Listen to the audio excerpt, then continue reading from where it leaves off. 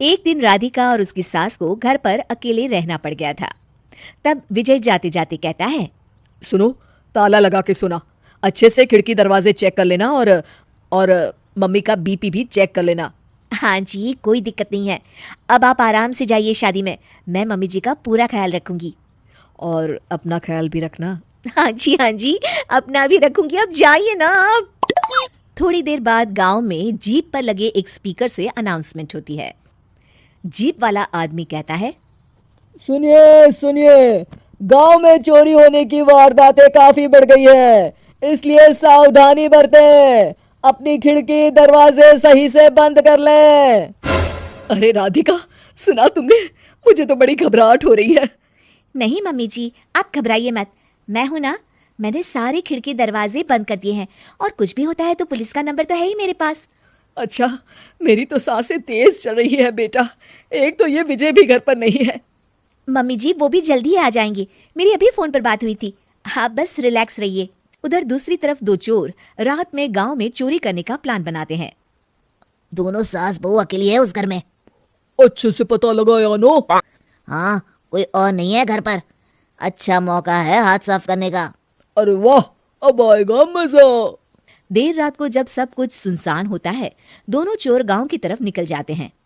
अरे कौन सा घर है? वो कोने वाला, तुम बस मेरा पीछा करो। ठीक है। दोनों दबे पांव बचते बचाते राधिका के घर के बाहर तक पहुंच जाते हैं। ये सास बहू बड़ी चालाक है, कितना कस के सब बंद किया हुआ है, एक भी खिड़की नहीं खुल रही। चोर खिड़की खोल ही रहा होता है कि तभी बिजली जोर से कड़कती है और चोर डर जाता है। राधिका की सास भी चौंक कर उठ जाती है। राधिका भी उठ जाती है। क्या हुआ माँ जी? घबराइए मत, मैं आपके पास ही हूँ। तुमने कुछ आवाजें सुनी? माँ जी बस बिजली कड़की है, आप बेवजह परेशान हो रही हैं। मैं आपके लिए पानी लेकर आती हूँ। ठीक है बेटा। राधिका जैसे ही पानी लेने के लिए उठती है, उसे खिड़की से चोर की परछाई दिखती है। ये देखते राधिका थोड़ा घबरा जाती है। वो अपनी सास को इशारा करती है। उसकी सास भी चोर को देखकर डर जाती है। शांत हो जाइए मम्मी जी। अरे मगर कैसे बेटा? हे भगवान, विजय को फोन लगा बेटा। माँ जी इस वक्त अचानक वो पहुंच भी नहीं पाएंगे, मैं कुछ करती हूँ, आप बस शांत रहिए। उधर चोर अपने काम में लगा हुआ है, वो सब सामान देख रहा होता है। तभी उसको आवाज आती है, सुनिए जी, देखिए तो खिड़की के पास कोई है, मुझे लगता है चोर है। अरे इसका पति तो घर पर है। नहीं, वो बाहर गया हुआ है, मैंने उसे खुद बस से जाते हुए देखा था। तो ये बातें किससे कर रही है? राधिका जानबूझकर जोर जोर से बातें करने लगती है।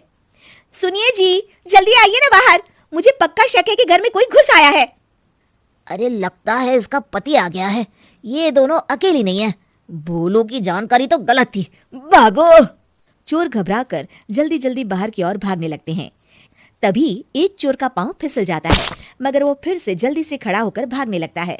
वो गली के कोने तक पहुंचने ही वाला होता है कि पुलिस उसको पीछे से आके पकड़ लेती है। अरे रुको तो, किधर भाग रहे हो दोनों? कब से तुम दोनों की तलाश थी हमको? साहब छोड़ दो हमको साहब। हमने कुछ नहीं किया।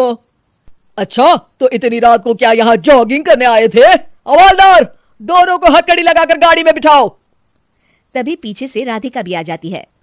मैम, आपने बड़ी बहादुरी दिखाई। अगर सभी आपके जैसे नीडर नागरिक हो तो कितना अच्छा हो। सर, आपको मेरी सासू माँ ने फोन किया था, उनका ही आइडिया था ये। हाँ, और चोर को डराने का आइडिया तो राधिका का था। बहुत ही समझदार और नीडर है मेरी बहू। चलिए, आप दोनों का ही बहुत बहुत शुक्रिया। आपने इन चोरों को पकड़वाकर देश की मदद की है। और हाँ, पुलिस स्टेशन आकर अपना इनाम जरूर से ले लीजिएगा। और अगले दिन विजय शहर से आ जाता है। वो अखबार में तस्वीर देखता है जिसमें राधिका और माँ इनाम ले रहे होते हैं। माँ, आपको कोई चोट तो नहीं आई है ना? अरे ना बेटा ना, जब तक राधिका साथ है तकलीफ कैसी। राधिका, तुम ठीक तो हो ना? I am so proud of you Radhika, तुम बहुत ही समझदार हो।